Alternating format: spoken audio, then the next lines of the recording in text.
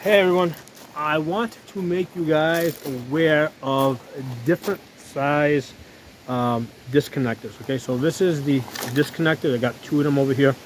The issue that I found is I got one AR over here that when I shoot it just shoots normal, but I have noticed that when I'm at different gun ranges and people are shooting it and I'm training people on it, on occasion I will get a full auto burst out of that one. Now, I've always kind of assumed that they were either feathering the trigger or they didn't have enough pressure and they were accidentally bump firing it. But when I try to do it, right, again, not intentionally trying to bump fire it, but shooting it as a new person would, with either, you know, very light trigger pressure, feathering it, or not pulling it into my chest, I couldn't get it through a string of auto bursts, right? Be it bump fire or whatever. And it's something I've seen a number of times. So I took a closer look at the trigger group, and when I looked at the disconnector, right, this is the which one is it? This one over here, the shorter. This is the one that came out of the gun, and I compared it to the disconnector from different trigger groups I had, and I noticed that when I match up the holes perfectly, right? So I got the two pieces here. I'm going to put one on top of the other, right? Match up this hole perfectly. What you will notice, how the one in the back sticks out a little bit more.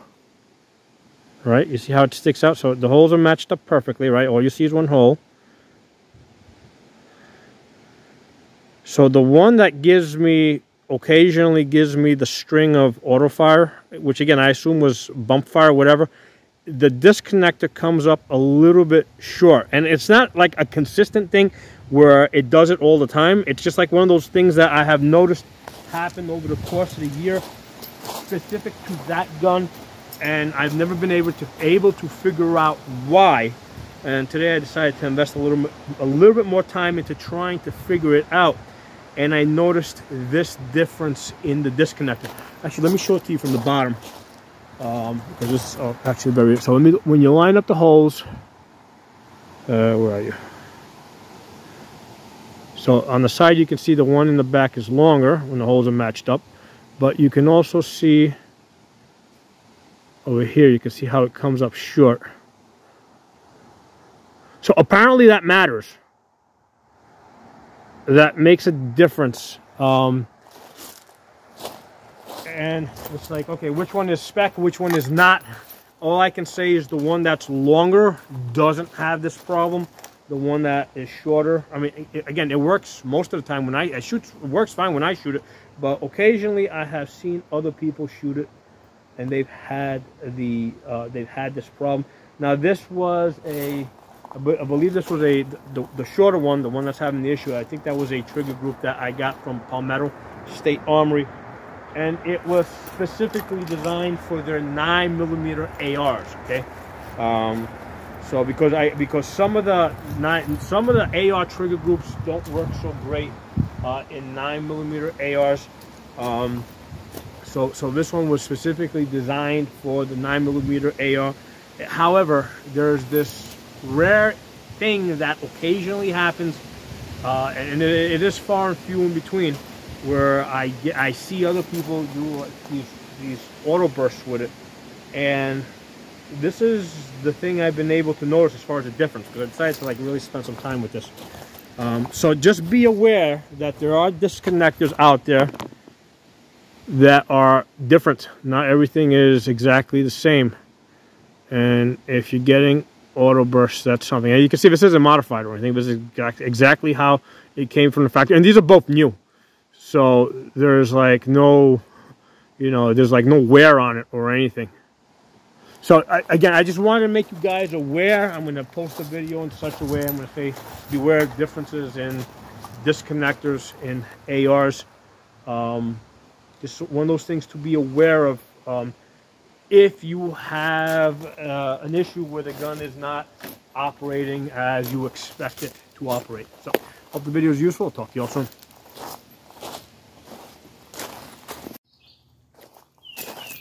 Hey everyone, I did a little bit more research since I did the first part of this video yesterday, and it seems like of the two AR disconnectors that I showed you, the larger one, the one that extended a little bit further on one side, that's the mil-spec one, okay?